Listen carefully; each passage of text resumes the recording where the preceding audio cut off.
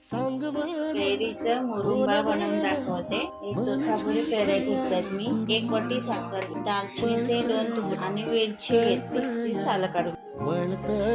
आता ह्या मी किसून घेते।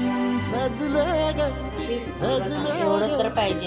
एक वाटी किस घेतले, म्हणजे पाऊण वाटी साखर मध्ये 2 गुळाचे खडे टाकते, दालचिनीचे 2 तुकडे टाकते, लवंग आणि वेलची सर्व किस टाकते।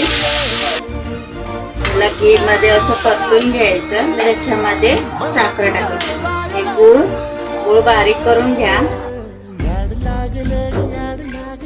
पाणी सुटेल त्याला थोडस, 10-20 मिनिटं असं परतत असेल। मुरुंबा तयार झालाय, बरणीत भरून ठेवा, गरम असताना भरू नका।